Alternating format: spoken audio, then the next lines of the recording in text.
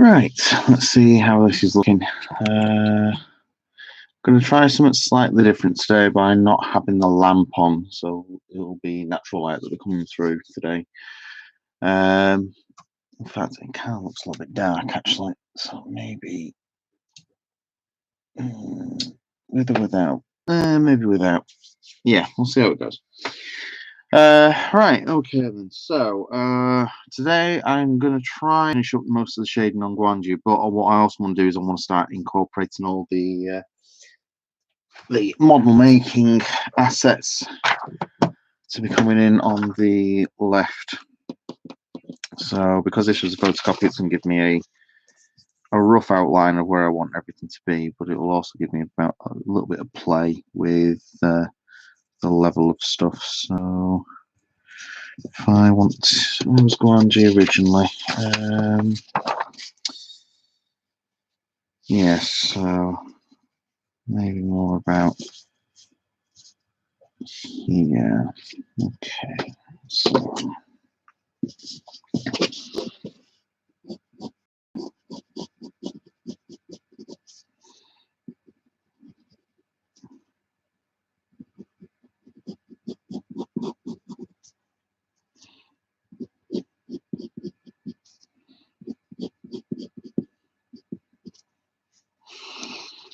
let's see, will I go roll up?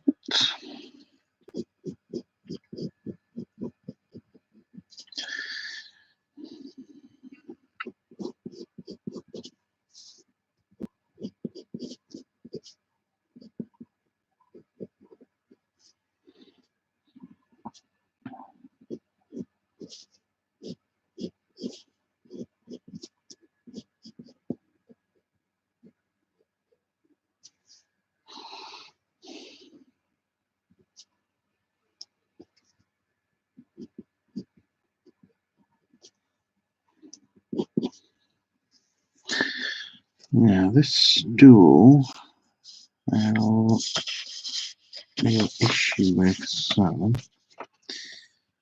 I think, you know what, I think I'm going to change that stool altogether. Let's just rough out a model rather than a seated stool. I think I'm probably going to go with one of those backless stools. Do it that way instead.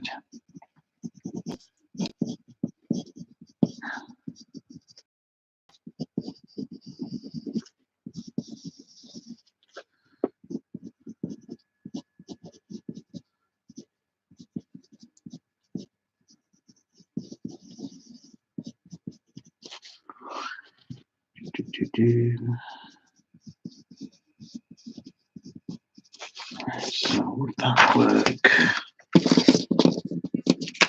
Under there. A little bit on the big side, but it's not too much of a difficult issue to squish down. So where's that top? Ah, yeah. Just about there, I think.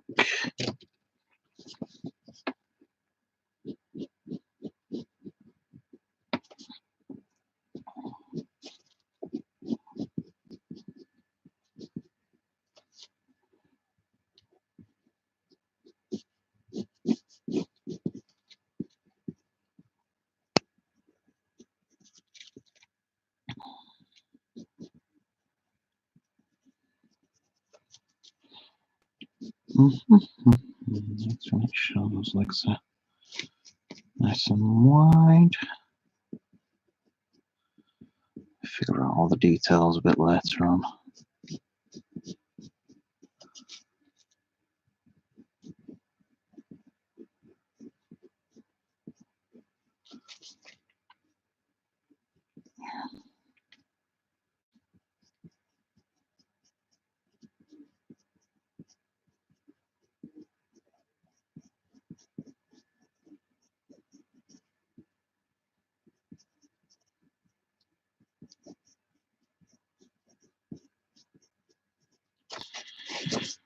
Right, so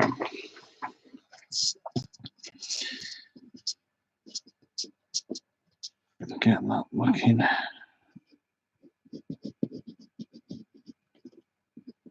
bit more elevated.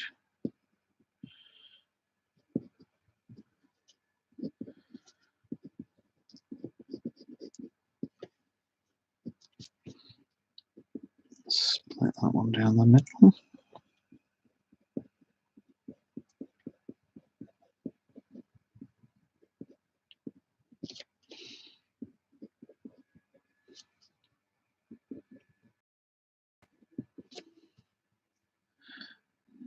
Spin that one round.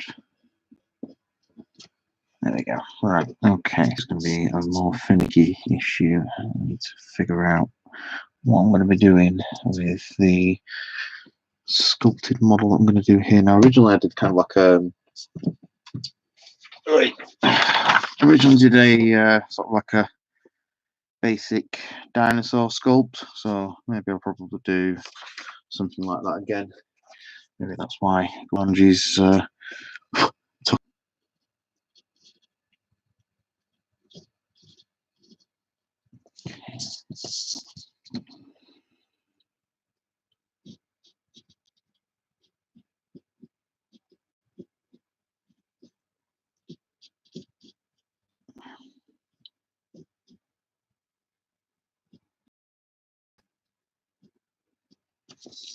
Okay, so where's that rubber gun? There we go.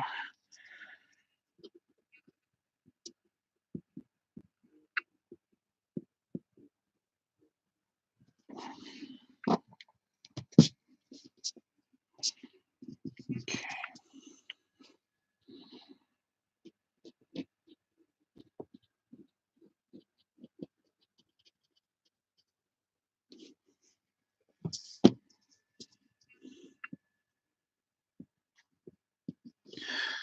So the tool that I would technically be using here is a type of loop tool. So it's not going to be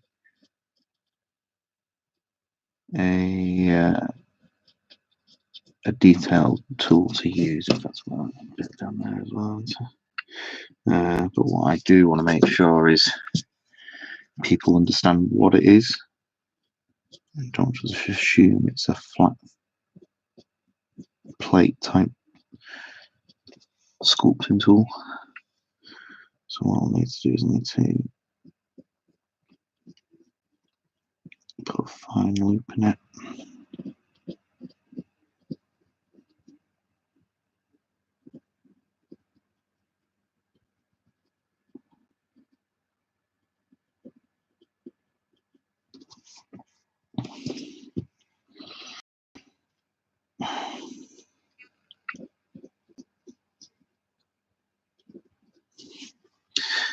If you're wondering why I'm a little bit shaky today, it's mainly because I've not eaten.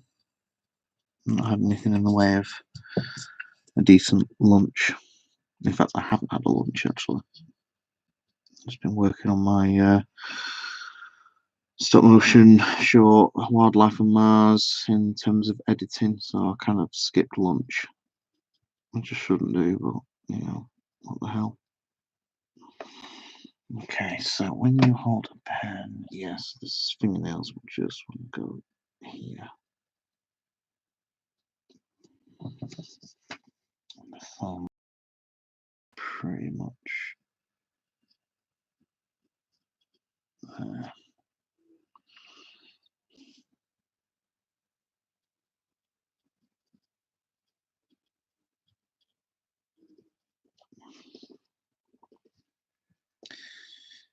And then a third digit just hidden.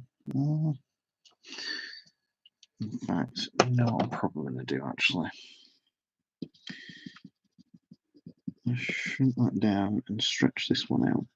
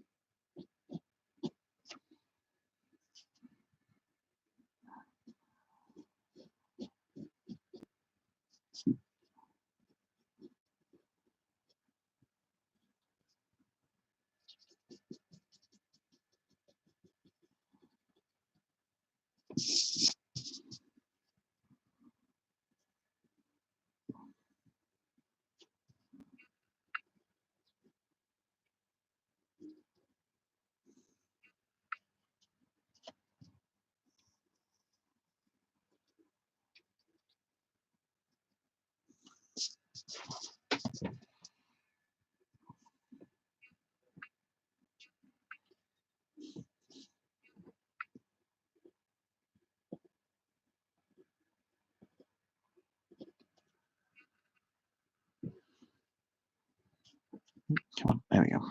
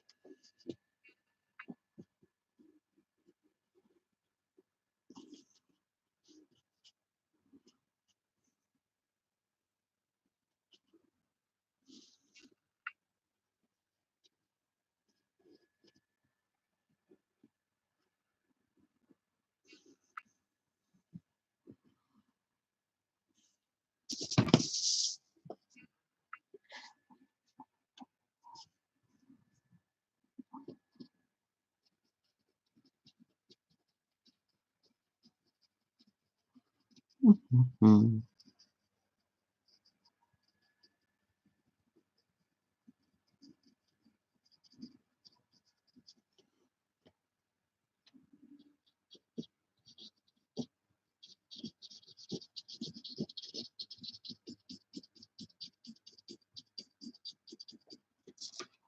I'm just gonna smudge that in a little bit because I don't want it to be too harsh. I just want to soften it out a little bit more.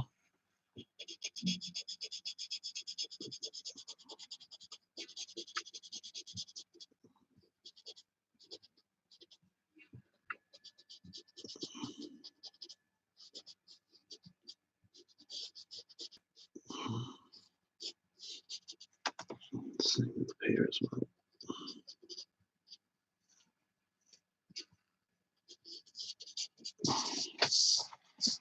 Okay.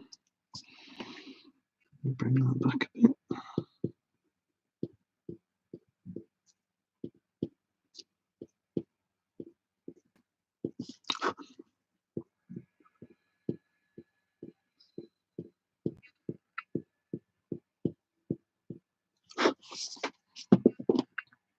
Okay.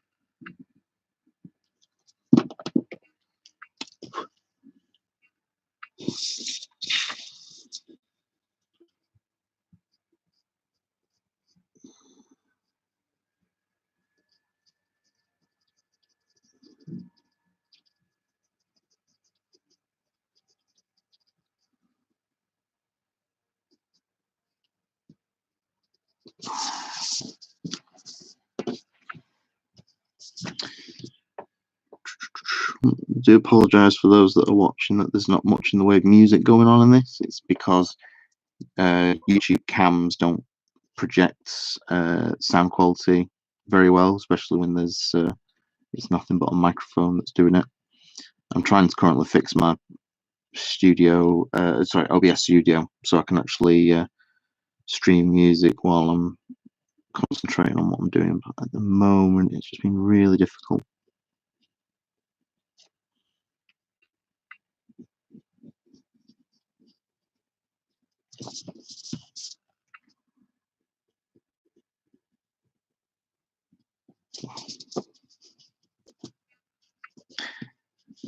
Hey, bud, how we doing?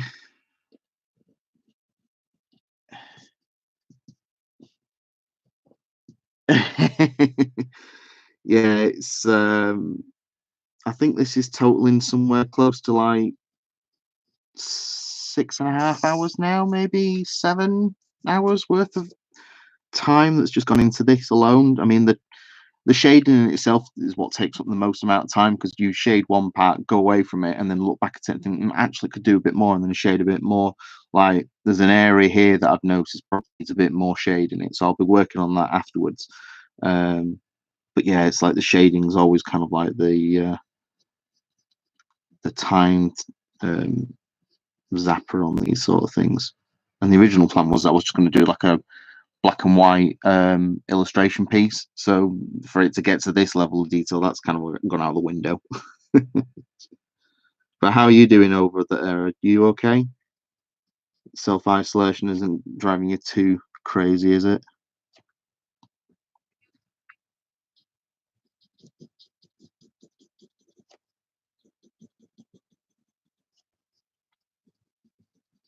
And for anyone that's listening as well, I highly recommend checking out Blue Worm's animation content. He's got some really good stuff on there. A lot of HP Lovecraft, but also a lot of kind of like creature pieces as well. All check him out. Let's shade that a little bit more.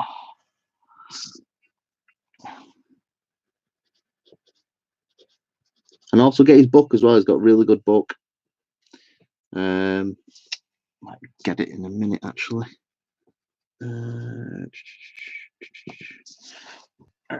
is it? It is right there. Come on. There we go. Yeah, so if you can, get hold of his book. Don't know if you can quite see it. There you go. Yeah. My Motion Puppet Menagerie. I'm not going to go too in detail of it, but it gives you a nice kind of look at all of his puppets that he's done. In terms of an animation book, there's a good section in here on how to make your own puppets, so that alone is worth just having this. But it's also good if you really want to study how much detail go into puppets. You can get a good idea of how to mimic that sort of detail as well. So that's what I take away from this anyway. So yeah, check out his book, and that's by Blue Worm. I'll put it back in a moment.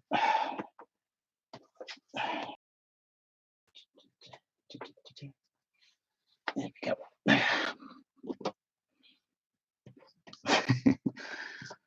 That's the pure joy of being a stop motion animator, isn't it? We like to self-isolate. It's the one thing that annoys me actually, because when I was working on my short film before the outbreak kind of like crippled the youth, I was pretty much doing all that at university. I was self-isolating in the animation studio, but the university were like, nah, we're not having any students on campus, which is really bloody frustrating. But you know, it's understandable, but it doesn't exactly help my situation for wanting to get the film finished, especially in the dilemma that the agreement was is that the film would be finished before May, so that any other stop motion students could come in and work on their stuff.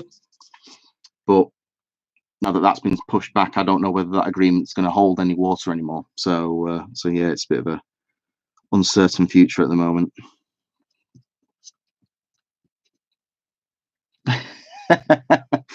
Hey, it needs getting out there though, mate. People need to know about it. It's not like books like that are show up on my Google search all that often, so it makes people aware of it. And if they're not aware of it now, then they'll be aware of it in the future when they watch this back. If anyone watches this back, my low quality streams don't exactly have the Markiplier seal of entertainment. But I'm glad you're keeping well, though, mate. It's always something that I get slightly concerned about with people abroad that I consider friends, and not knowing whether everyone's safe or not.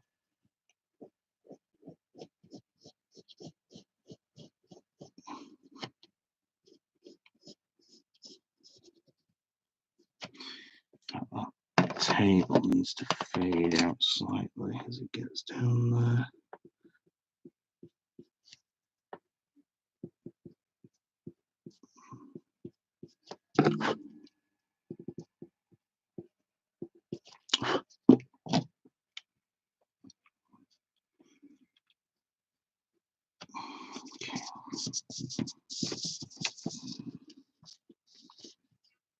Right.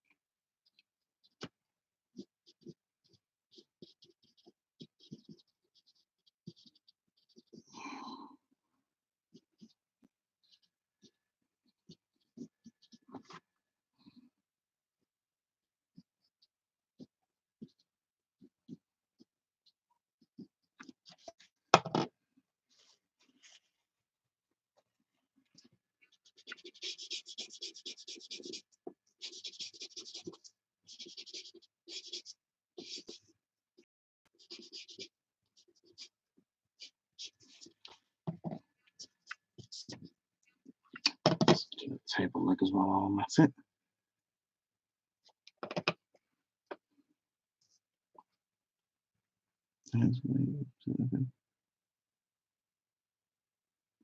Yeah, no, it's a shame we're not allowed to carry on the way things are as stop motion animators anyway. But, yeah, I can't recall what Ray said to me in one of our phone calls about being self-isolated and what have you. I'm pretty sure that he mentioned how much he missed his family though, because he was always working long hours. But there's a part of me that's like, because it's so long ago now. I mean, we're talking about phone conversations I had with him about 4 or 5 times in 2012. So I really wish I'd actually recorded those conversations, because I'm sure there would have been nuggets of information in there on what would have helped me out on the animation side of this. Yeah, it's frustrating. It's really, really frustrating not being in a studio at the moment and just animating,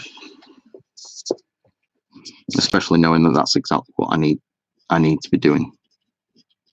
But no. I mean, considering that the foundation as well kind of like postpone their celebration, so at least I haven't got that kind of deadline over my head anymore. But that still doesn't stop the fact that this is months of my time that I'm not going to be able to get back, and I don't know where things are going to stand afterwards. I mean, there's a fantasy in my head at the moment that because the foundation have a grant for animators going to the National Film School of Film and Television in London, I'm hoping that the 3 minutes of footage that I've actually got will be enough to get into that school, use that grant to finish the film, and see what happens there. But that's the fantasy. There's no guarantee that any of that would even come out in any kind of a realistic term. I don't know how the National Film School um, allow students in, whether they would allow like someone's film to be kind of like their entry on the basis of they can tell whether they've got skills or not or anything. So it's all a bit meh, I don't know. I don't like this uncertainty. I like to know what I'm doing and going ahead with it.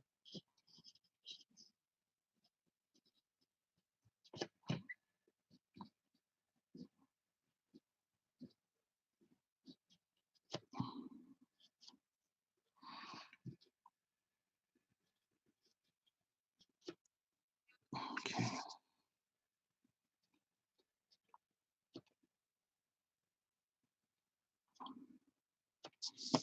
Let's work on this a little bit more.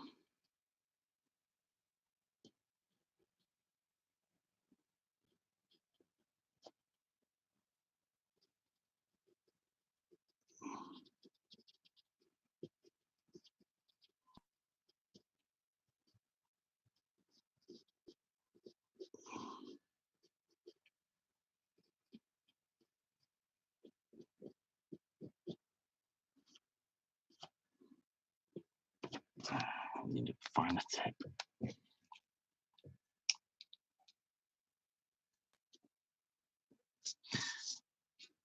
Cheers, man. I hope so. I mean, I know from what the trustees have seen of the test footage that I made earlier last year, they were quite impressed with it. In fact, Connor, the trustees collection manager, there was a conference in Manchester. There was like a children's animation conference, I think it was. And while he was in the room, he was showing people my test footage, and I think Angus's as well, actually, Angus Lamont's footage. He was showing everyone on his mobile.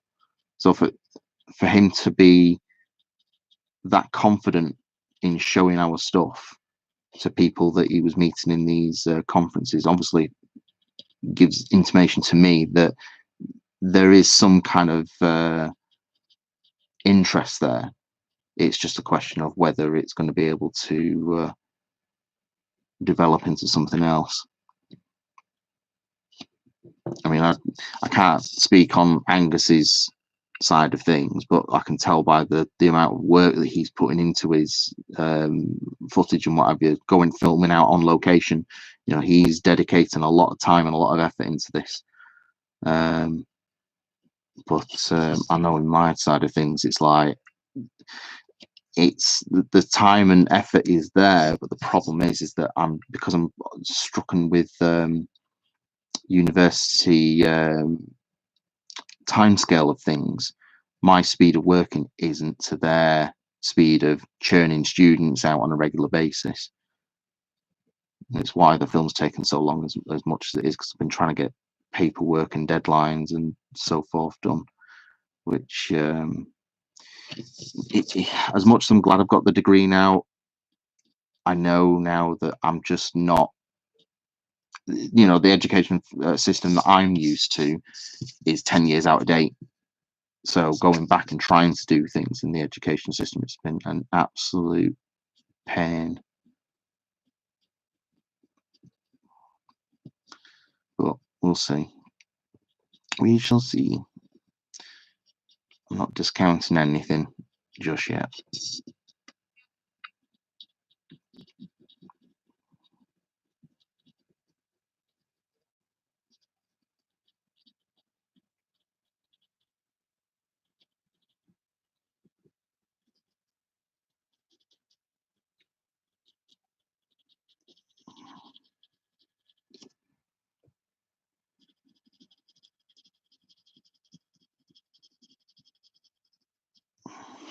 Right.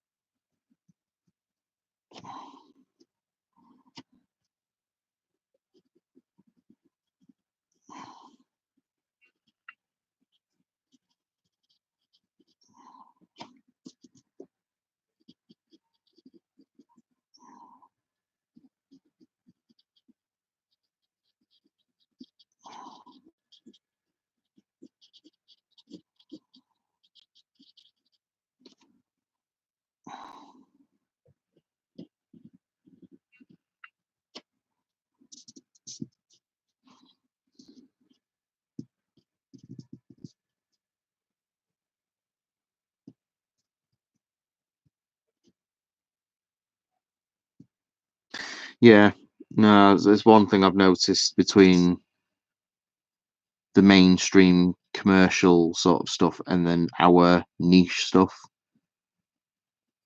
and that's that the commercial stuff tend to not necessarily cut a lot of corners, but they try and find quick results with a long um, lifespan. Whereas the stuff that we do or we want to do isn't necessarily um, about. It's not necessarily about the structure of the puppet. It's about creating something that isn't something that can be just churned out in a mold easily. It helps that we can make things that can be put into a mold and churned out easily, but at the same time, if we were going on that basis, I mean, the build-up method, as fun as it is to make unique creatures, sometimes it's like your puppet's not quite working. You have to destroy the damn thing to repair it, and sometimes you just kind of wish that you had that mold option. But then the mold option sometimes takes out a lot of the uniqueness about it, unless you make a mold that's more than a 2, 3, 4 piece mold. Um, but yeah, it's uh, it's a fun old thing, isn't it? I don't know. Maybe I'm talking. Maybe everyone listening to this is like, oh, for God's sake, what's he talking about?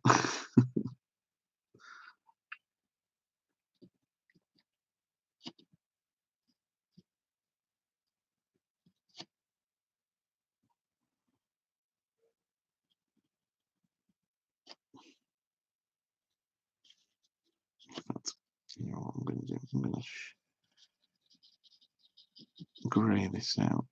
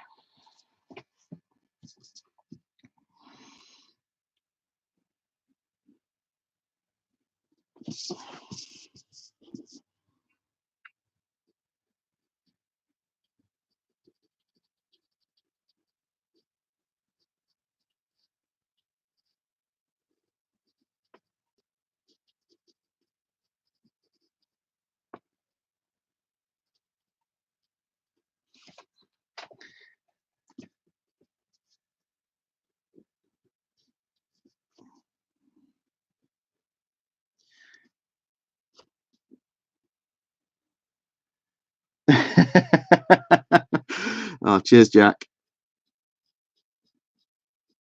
I suppose I should be grateful that it's not a dual camera where you can see both my face and the TV. It'd crack it up.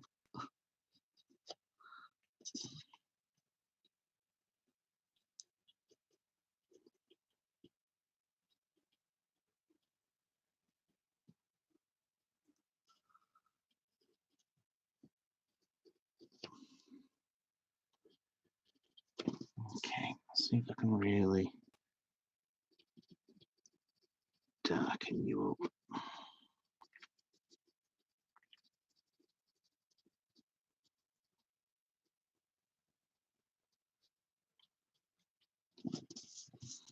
Oh, shit. The only problem having a camera so low is you keep constantly bumping into it.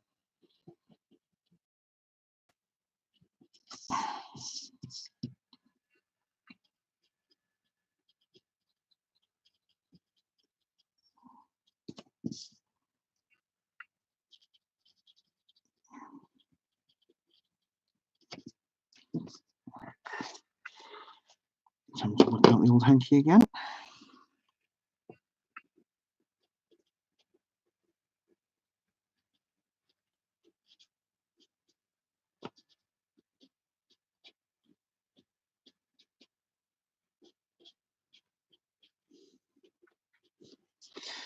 So one of the things I kind of wish I asked Ray when I spoke to him as well was how he did his drawings, because I know that they're a mixture of pencil, charcoal, and chalk, but I would have loved to have learnt his method of drawings as well.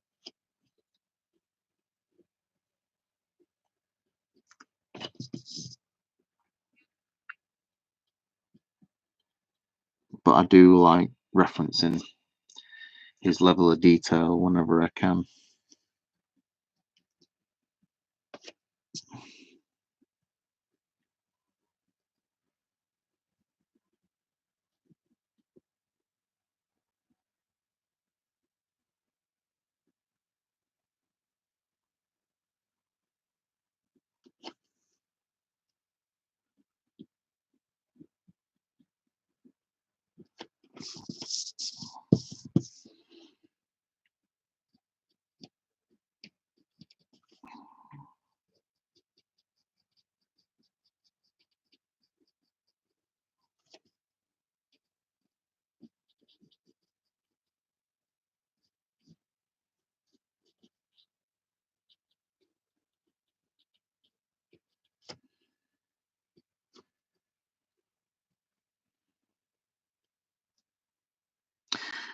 I heard that he used hairspray to preserve his drawings.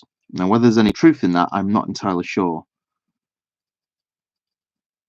But it is difficult to maintain him, I have to say, especially if he didn't use hairspray, because they would be very, very fragile for doing any kind of like touch-ups or anything. I know the foundation tends to use like cotton gloves whenever they handle any of his stuff, so I know that in that sense they're going to be well preserved. But if you can't those sort of drawings on top of each other without them smudging on a small level, so I'm guessing they must have some kind of like a tiered system, so they'll have a space between each drawing.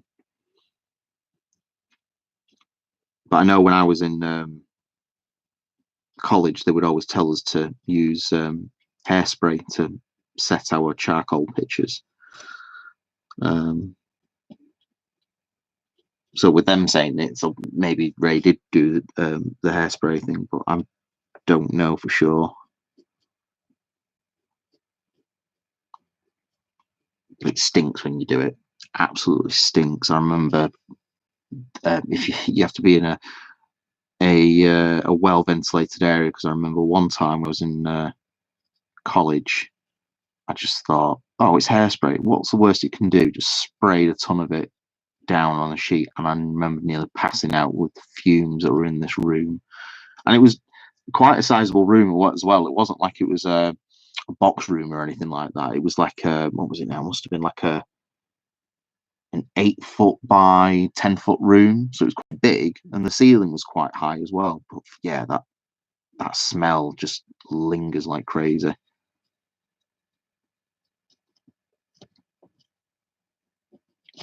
Okay, so there we're looking then. Not doing too bad. Just need to shade that down a bit.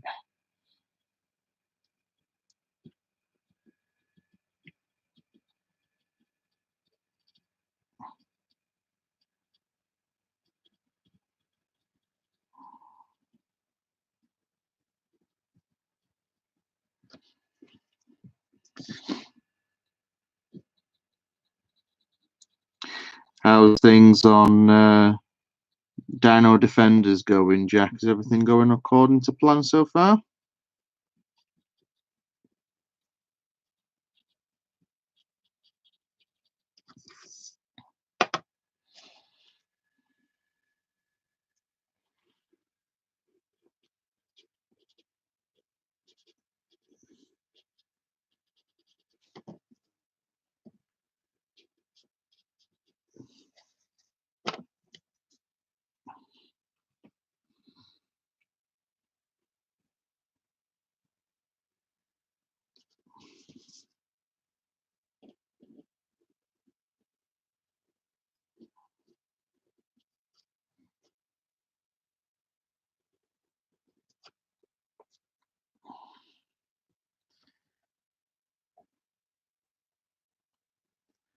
Oh, sweet. Looking forward to seeing that one. Ah, okay.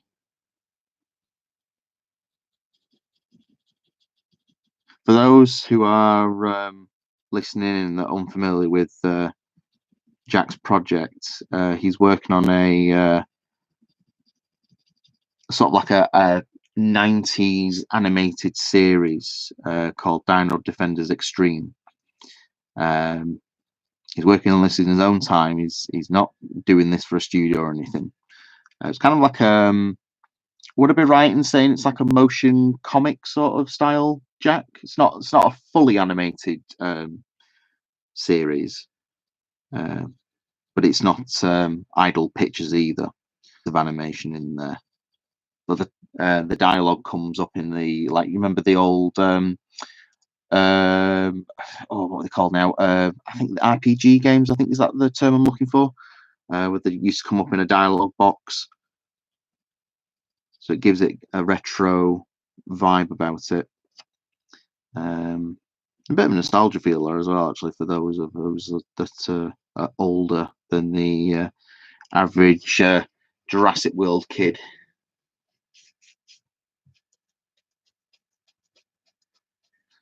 I'm looking forward to seeing that. Yeah, webcomic, that's the word. Yeah. But it's a good series. You should definitely check it out. Episodes 1 and 2 are already uploaded. Episode 3, as he's just said in the comments, is on the way very soon. There is a trailer for it out now, so you can always check that out if you wanted to. But yeah, it's for something that's basically made by one person. It's really impressive. I'm looking forward to seeing the other episodes, because this next episode's the more action-packed one. So I'm looking forward to seeing what we get in that.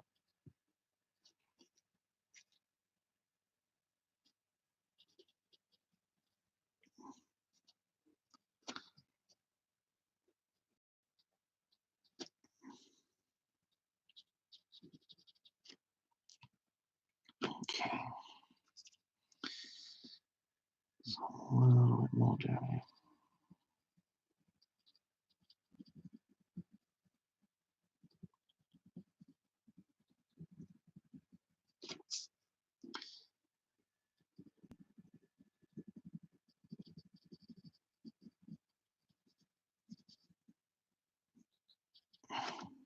Mm-hmm. Yeah, you're welcome, mate. It's people like yourself and Blue, where our content is so what I class as left wing styles. You know, we're not Disney, we're not Warner Brothers, we're not Cartoon Network or anything like that. We are our own unique thing, and it should be.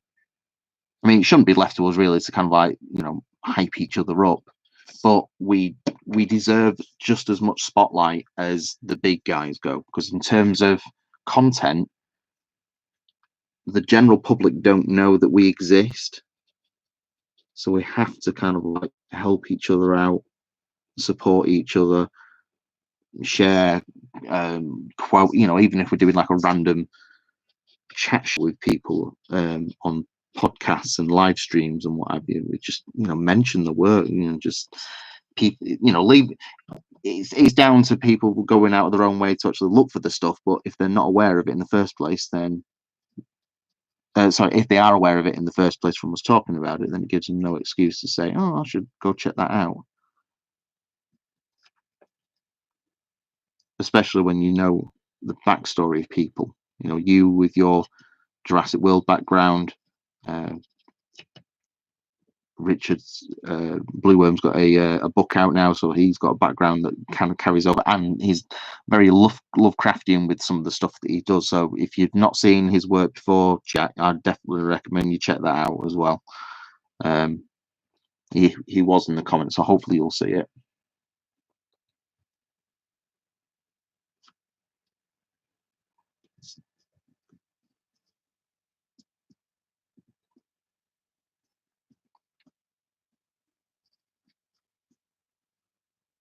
Yeah, that's true.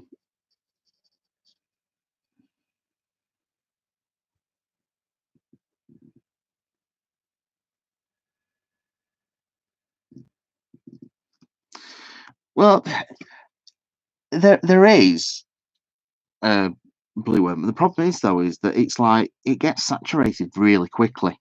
It's like there are people out there that do independent stuff, but the problem is though is that everyone wants to be their own unique thing, so it gets saturated very quickly. It's not like, say, back in the 30s and the 40s where you would have had like Willis O'Brien, Ray Harryhausen, what's his name now? Is it? I keep wanting to say Hans Zimmer, and it's not. He did Journey Through Time, the Riverboat and stuff. I've got his DVDs downstairs as well. I can't remember his bloody name, but yeah, it's like they might have been unique in their own territories, but there were just those few people. Whereas now, everybody wants to be what they're either the Carl Zenem. Carl Zenem, that's the one. Yes, everyone wants to be the next Spielberg or the next Harryhausen or the next Phil Tippett or the next Carl Zenem. Great, but then when it comes to the platform side of things, it's like everyone just jumps on the same area. But then if you were to go on something, say, as in terms of streaming something, for example, go on to something like Twitch, not many people know that Twitch exists. And even if they do, they don't know how to navigate it. So it then becomes a bit of a, where's the best thing to go? I know a lot of people prefer to go Vimeo because it's the more professional way to do it. But then not many people use Vimeo because it's not YouTube or Dailymotion or what the other one is. It's I don't know. Maybe it's just me. Maybe I find it too difficult because I'm used to just dealing with one thing and one thing alone. But I don't know.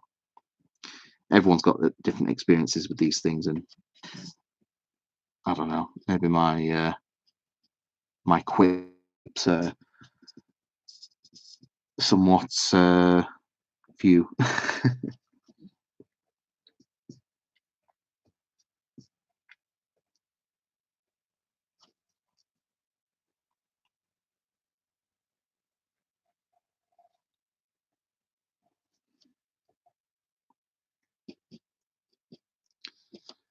Right, so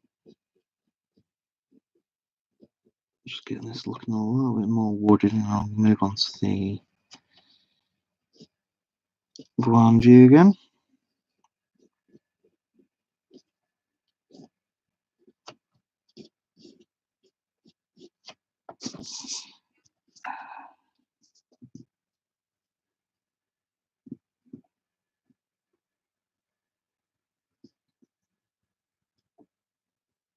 I'm hoping so. I mean, I don't quite know what the future of wildlife on Mars is going to be, but I know that if someone wants to take the idea and turn it into something in the form of entertainment, I would be quite happy to turn it into sort of like a Sinbad Goes to Mars sort of idea. Because the original story, from what I've seen out of Ray's, I'll say Ray's, John Walsh's new book, the Lost Films, the idea of Sinbad going to Mars in sort of like a Arabian Night sort of concept seems quite um, crazy. But if you take the concept of there's a Captain Sinbad, but instead of what do you call it now, like a sailing ship, it's a starship, and make it more into like a science fiction fantasy, it might have a bit more traction, especially with rather than using the concepts of it's just dinosaurs on Mars, that the alien dinosaurs on Mars. So that's what I would want to do with it anyway. And I've come up with all sorts of like ideas in that sense.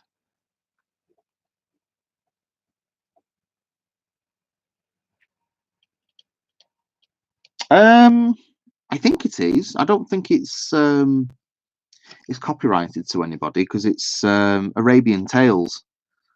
So I don't think Sinbad is owned by anyone, unless of course someone has patented his name, which I'd be very surprised if he had. But then stranger things have happened in this day and age. But yeah, it would be the idea I had is that it was on Sinbad's starship. He was part of a science experiment. So this company, this organization, had devised this time travel device that, rather than taking the ship through time, it would terraform the planet, so it would reverse time on the planet. So I know it's kind of a bit like Superman, very, very far-fetched, but just kind of like opens up the possibility of something different and not generic. But yeah, so this experiment goes wrong. The ship gets brought in through this time device, but because they think they're in their time frame of this prehistoric Mars, they just try and figure out a way to get back home. But then they find out that what's actually happened is the device is not just taking them through time, but it's taking them through a different reality as well. So that this version of Mars that they're on isn't just prehistoric Mars, but it's a completely alien world where Mars has actually flourished and turned into this kind of like say Jurassic era Mars sort of thing. So then you don't get those people that are, oh, but dinosaurs wouldn't have survived on Mars because it's reasons. Just as the same as pterosaurs didn't have back-like wings, but yeah, but in terms of a narrative for a story, you have to portray something that could possibly happen, and why not?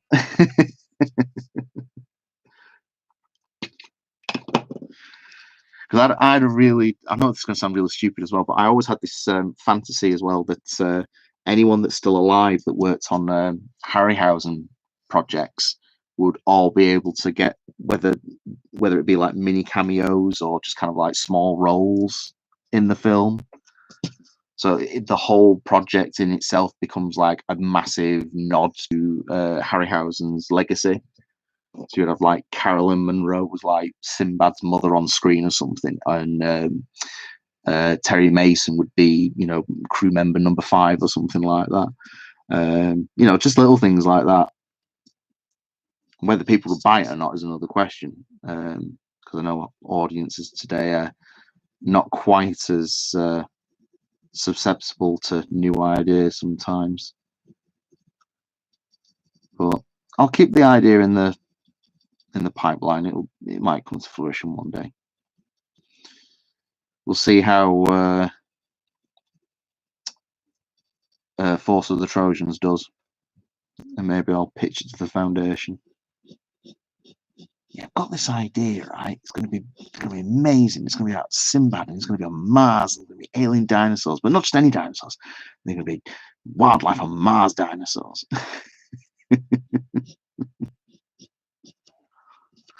Right, okay. Make this back leg a little bit darker. Spin it round.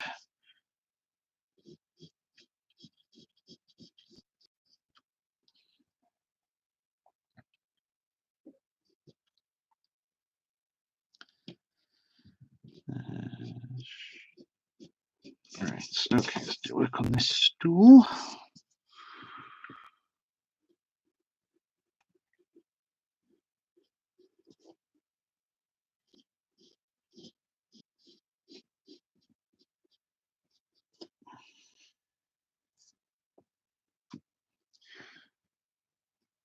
The version that they've got in the book is insane.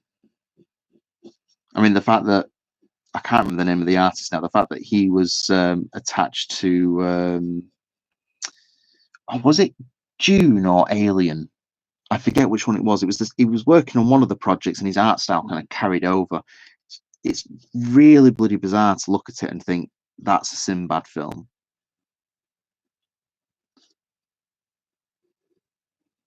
Or what could have been a Sinbad film. In some ways, there's many of those projects in that book.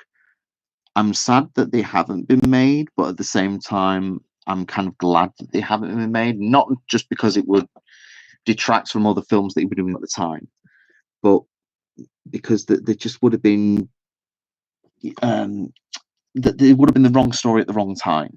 So the technology wouldn't have quite been there to portray it as the best way possible. Kind of like how James Cameron has postponed Avatar before he actually went out and finally made it, because the technology had finally caught up to the level that he could shoot it in the way he wanted to.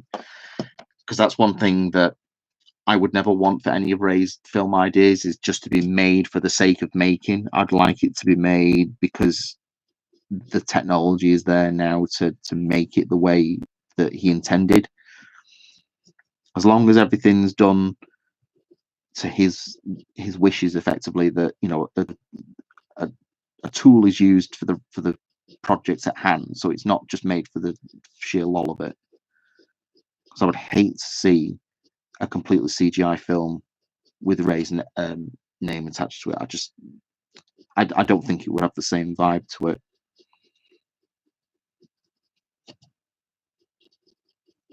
But a film that features CGI amongst any other kind of like method of filmmaking, so matte paintings and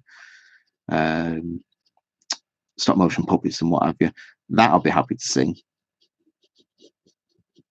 because the technology's there to incorporate everything now, especially with kind of like the green screen side of things.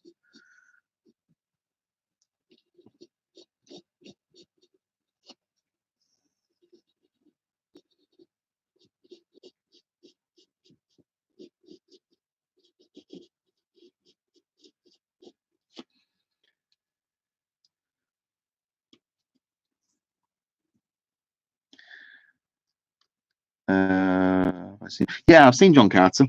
I really liked it.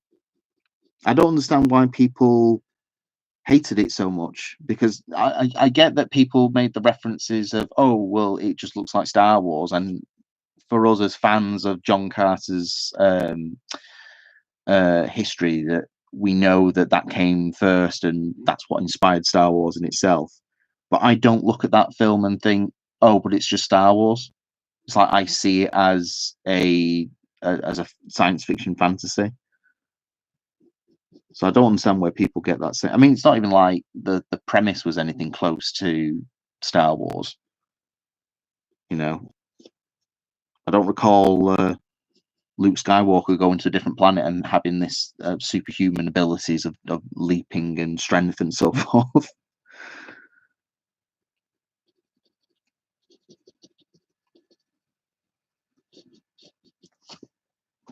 I've actually got it on DVD. Actually, I'm not sure if the special features are for it.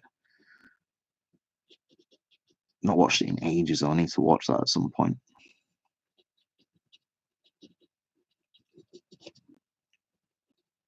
In fact, that rear wheel needs to be a little bit more faded out, actually.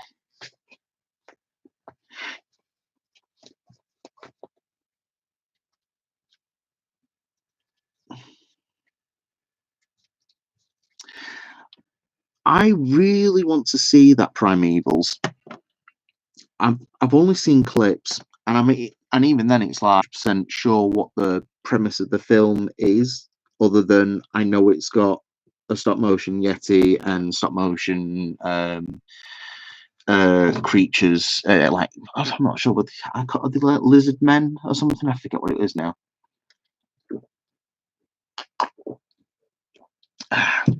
But yeah, I'm really looking forward to that one. Can't wait to own it. When I'll own it is another question.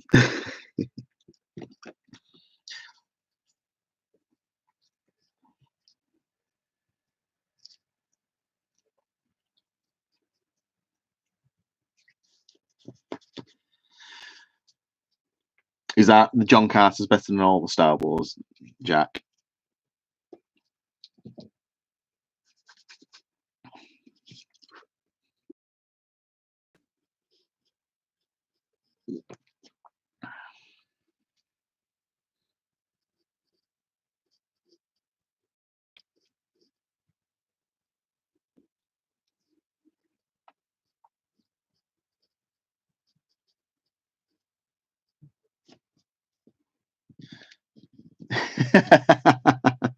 I'll give it this. It's certainly better than the prequel trilogy and the sequel trilogy.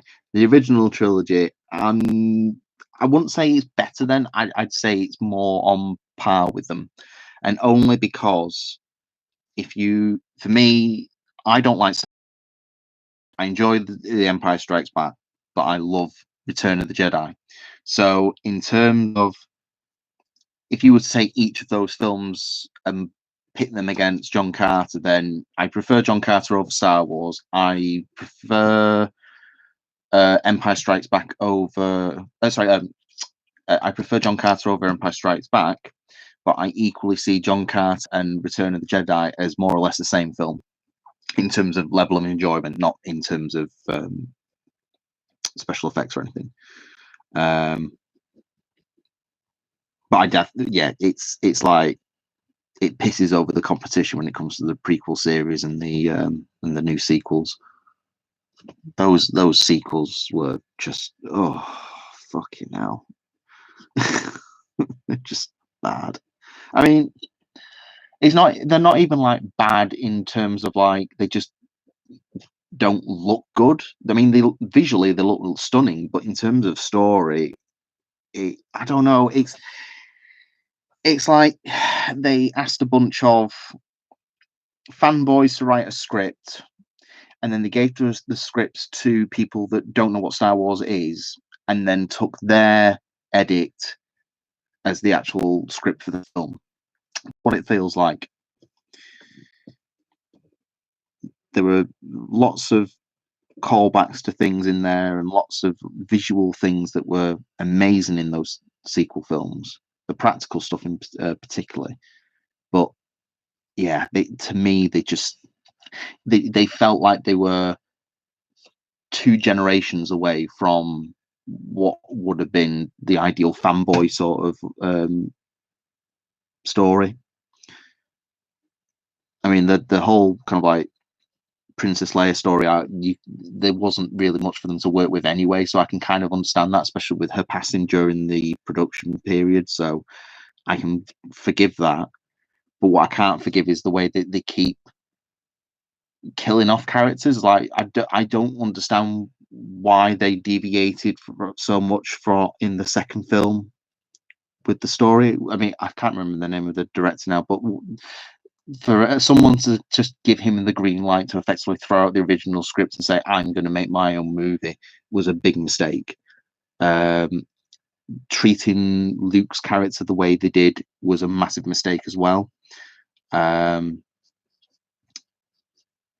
The way that they kind of like shoehorn 2 films into the third film was a mistake. Yeah, there was just this new sequel trilogy is just a mess. If anything, it just shows you how not to do a franchise. And to be honest with you, I'm surprised it's taken this new sequel trilogy to show people that not how to do filmmaking, considering that filmmaking has been around for well over 100 years now, I think.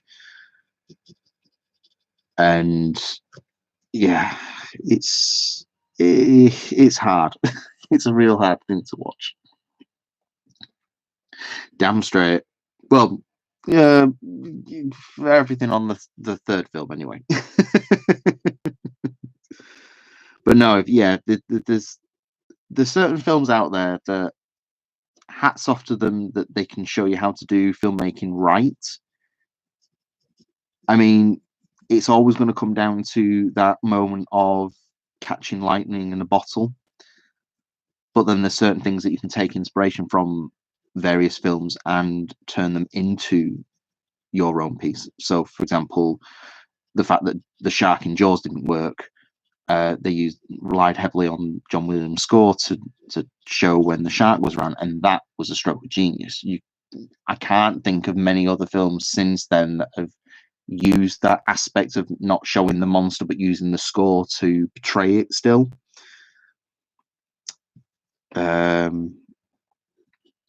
But with, say, Jurassic Park, for example, the way that Spielberg shot the film, not just in a camera sense, but also just kind of like a what's the best way to describe it? As a modern fantasy, kind of like how when people went to see King Kong in 1933, that was their modern fantasy, and to me, that's what Jurassic Park is for 1993. Was the modern fantasy of that era, even though it still lies heavily in kind of like the whole science fiction genre. It still, for me, has that awe, the same awe that you would get from the original King Kong.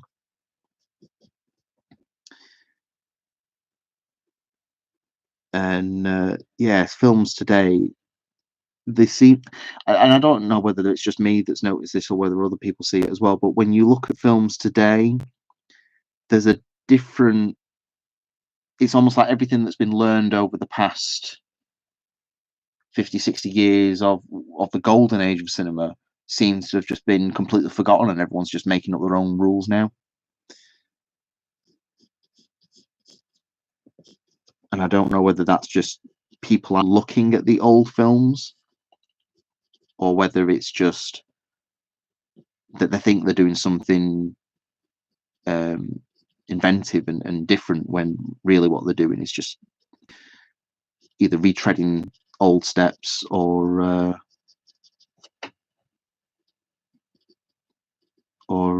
just making a joke, really. I suppose the word I can think of at the moment, anyway.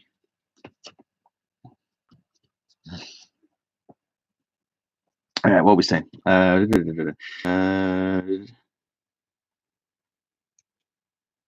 Yeah, I'm surprised about that, actually, thinking about it, Jack. Doug McClure would have done a really good John Carter type film. In fact, the closest you could probably say you kind of got that, and again, this is more kind of like a visual stance rather than kind of like the premise of John Carter. The Journey to the Earth's Core kind of had that same vibe about it, but not as on the nose as what John Carter was. So yeah, I'm surprised they never got round to that. In fact, I wonder if didn't he have a son, Doug McClure? I wonder if he'd be interested in doing that sort of thing. No, Troy McClure is based on him, but I don't think Doug McClure's still around, is he? I'm not even sure anymore. What else was saying? I like to think that Ray would enjoy seeing the Rex roaring in front of a erupting volcano. Oh, he would love that. Apart from that, he doesn't like his dinosaurs being upright in the first place. He thinks they'll look constipated. But yeah, I think he would love that shot.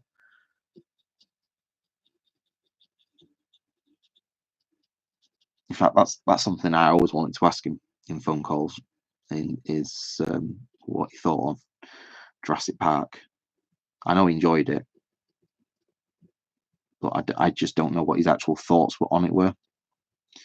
Well, I'm hoping that with all the people that I'm connected with now, that one of these days I'll have a sit down with a lot of them and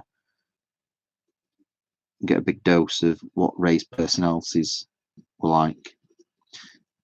The one thing I've got to take away from it, though, is that just because a person remembers him in a particular light doesn't necessarily mean that's his black and white opinion on stuff. Like I had a discussion with Clayton on one of his videos for his Godzilla channel recently, and he was asking me basically why Ray didn't like Godzilla, as in 1954, and I remember when I asked him about it, because I was referring not necessarily about 1954. It was more about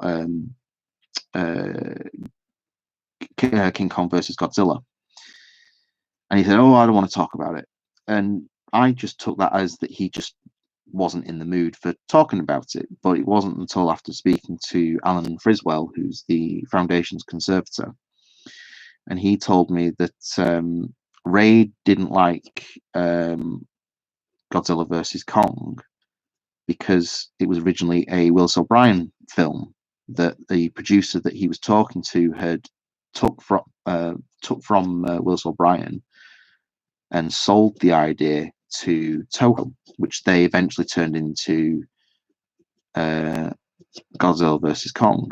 Originally, it was supposed to be King Kong versus Frankenstein. So you've got all these attributes that they kept in there, like the whole lightning powered up thing and the fight sequences, but they just pitted him against King Kong, against Godzilla. So Ray was upset. The producer who did that, not necessarily against the film, but he also wasn't a fan of original Godzilla Showa era type suits were quite poor compared to something like the creature from the Black Lagoon, which he absolutely loved. So, Ray was like anybody. I don't like certain shots of things and I don't like certain methods of things, but yet I still praised other things that are done in the same vein. There's anything else. But when I shared the video giving my thoughts and opinions on Ray, everyone backlashed against it, saying that, well, when I spoke to Ray, he said he hated it and this, that, and the other. But it's like with anybody, everyone has their good days and their bad days. So if you have a good day, you'll speak positively about something or not slam it too heavily into the ground. Whereas if you're having a bad day, of course you're going to, spread shit about it. So every person's encounter with an individual has to be taken with a pinch of salt. Unless you know this individual through and through and you have been with them for quite some time to really get a sense of their personality, then that's the only way, in my opinion anyway, you can give a solid opinion on someone's personality. But it's always difficult. As Obi-Wan once said, a person's view is taken from a certain point of view.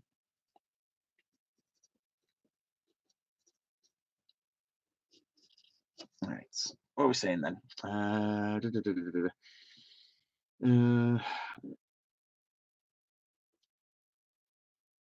Indirect climbing over the fossils at the museum.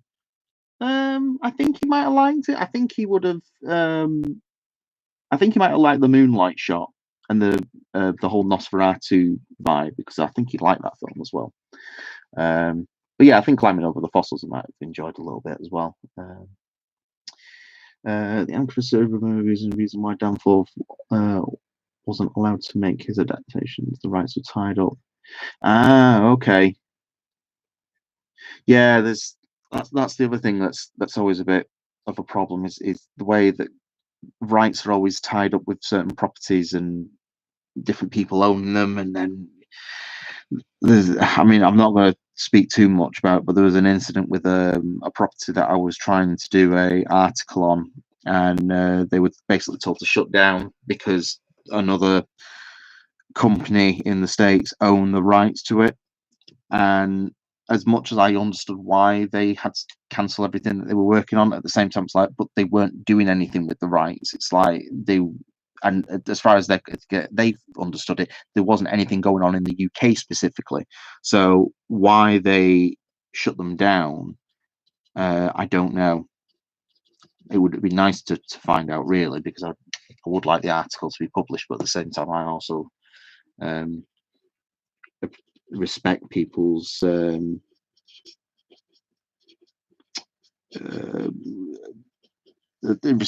positions in so far. I'm not just going to jump into something because I want to do it. Where was I saying? There's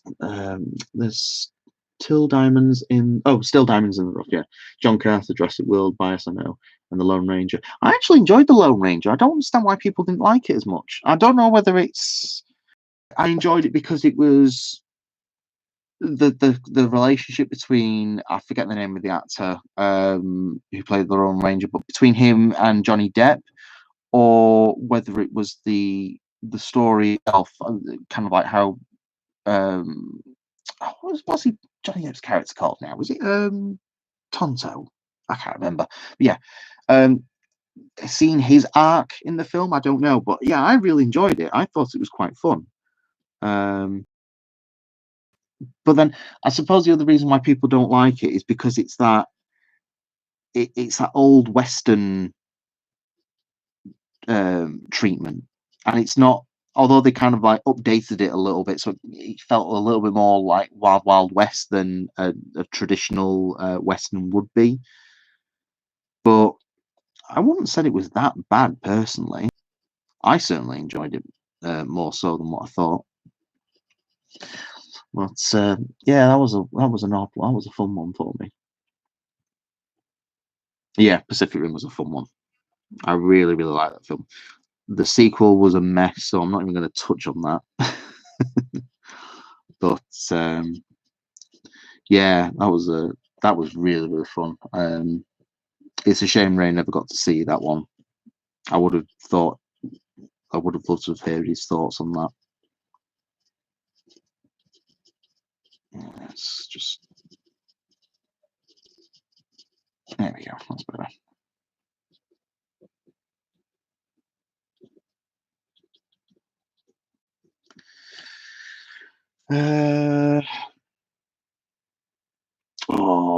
Warlords of Atlantis. That's a good one. In fact, I would actually like to see an updated version of Warlords of Atlantis. I mean, to be honest, I'd like to see all the Doug McClure movies being brought into like filmed in a modern setting, but actually filmed like the content is. So not like that. What was it now? The Land That Time Forgot was remade recently using CG dinosaurs and what have you. And oh my god, it's one of those like sci-fi horror type movies. So it's just god awful. But I would like to see that sort of film again using like decent effects. Because there's a part of me at one point that actually wanted to do like a stop motion sequence in that film, but I don't think they would sell all that well. But you know, it's one of the back burner projects, so you know, maybe one day.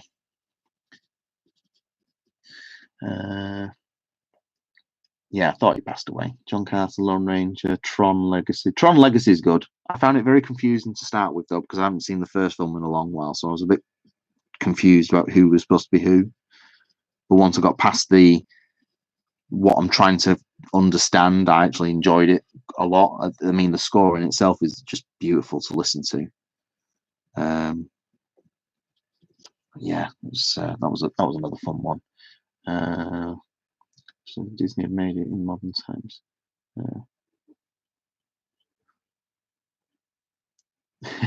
The underrated trilogy. It's a good one. I like that. I like that a lot.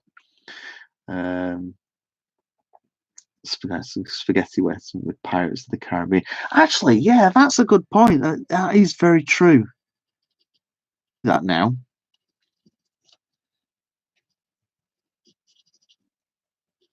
Especially with the Johnny Depp mannerisms, it wouldn't surprise me if they just said, "Yeah, just be Captain Jack, but you're a Native American." God. I might try and dig that out at some point. I think I've still got it on DVD. I'm not sure what happened to it. That's been a very frustrating thing that I've recently come across. Is that I've been trying to find DVDs to look at, specifically Godzilla 1998, and I can't find it anywhere. And yet I know I've got it because I remember seeing the back of the cover when we moved. So I know that it's somewhere in the house. I just don't know where. It's probably ended up being a back pile of a cabinet somewhere. When we eventually move, I'll probably turn up again. But all right, okay. You take care of yourself, Jack, and I'll speak. To been trying to put this thing together with a bunch of Godzilla fans, like Dangerville, Clayton, Fury, and basically any other kind of like channel that will listen to my ideas on it. So what the plan is that we're going to do either a live stream or a recording, and discuss the similarities between the Beast from 20,000 Fathoms and the 98 Godzilla. Because what I found out in the Godzilla making of book is that the Emmerich, I can't remember if it's the producer or the writer or both or what, he's a massive Harryhausen fan. So to me, making all these comparisons between the two films, it very much feels like a very subtle remake of The Beast from 20,000 Fathoms.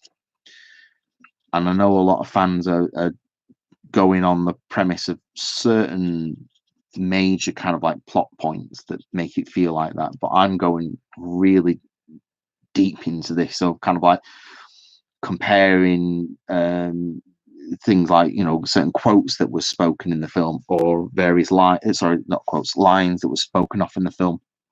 So yeah, it's a bit of a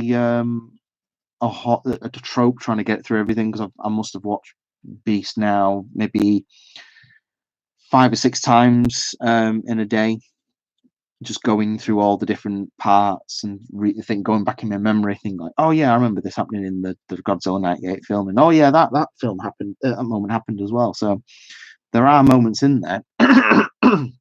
Excuse me.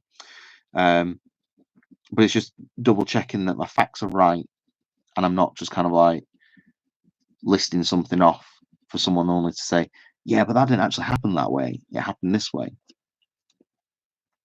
So it's yeah, it's a fun one, and I kind of hope that people take their own interpretation from it. Though I don't want it to be literally a case of me saying, right, '98 Godzilla is just a remake and that's it. I want there to be a discussion about it, a sort of like thoughts and opinions. You know, people make their own opinions on it, because some of these things that I'm coming across may just be, you know, coincidental. You know, like one shot, for example, I can think of is in the Beast. He deliberately crushes the car with his foot, and all the shots that you see in Godzilla '98 are his feet crushing cars with his foot. So that could be just completely kind of like shot coincidence, and not sort of like someone taking the idea and think, oh, that'd be a really cool scene to see, wouldn't it? A bunch of cars being crushed by Godzilla. I'm not taking it as seriously as what I can imagine a lot of people think I might do, but I do want people to just reevaluate what they're looking at and thinking, huh, does that mean that I accept that as truth, or just rack it off to whatever? But I definitely want to make sure that it gets around, because I've seen so many people's like videos on how the Beast from 20,000 Fathoms was a rip-off of Godzilla, or that the Godzilla '98 is more Beast from 20,000 than it is Godzilla. But I want it to be kind of like a make your own mind up sort of thing. But if I can get the DVD again, then great. If not, then I'll just have to do my best until time comes about.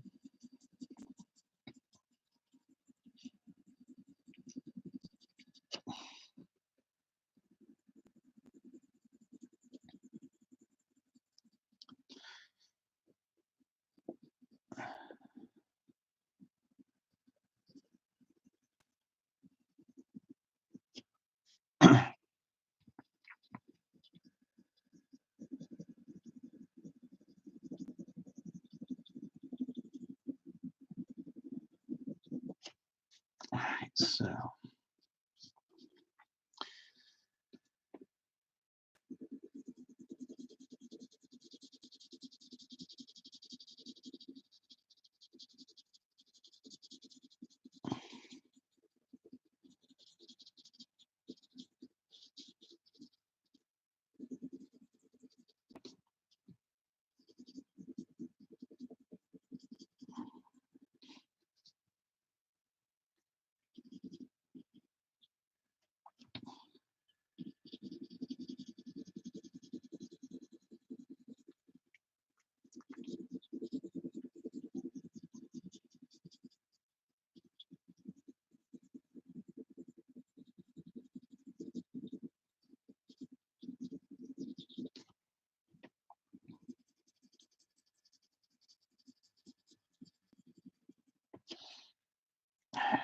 So, what's that mean? Ooh, a little bit more than what I anticipated.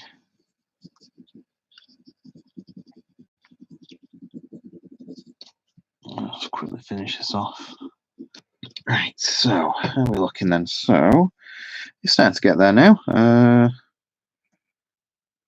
think what I will do is go away, have something to eat, and then come back to this either later or tomorrow. I might come back to it later. I'm certainly not far from finishing this now. I think this is pretty much down for the count. I'll just probably do more work on the hands on this side and what have you. But no, it's not looking too bad. I'm quite happy with it so far. So thank you very much for joining me on this part of the stream. Make sure to subscribe and to ring the bell so you know when my next stream is due. Follow me on Twitter at Mike Tharm, and Instagram you can also follow me as michael.tharm. I'll try and leave links in the description for future reference. But no, thanks very much for everyone coming in. Thanks to Jack and is it Richard? I'm going to kill myself. Yeah, it is Richard. Yeah, I was right. Thanks to Jack and Richard for coming in and chatting on live chat. Much appreciated on that. And yeah, hopefully see you all in the next video. Take care of yourselves.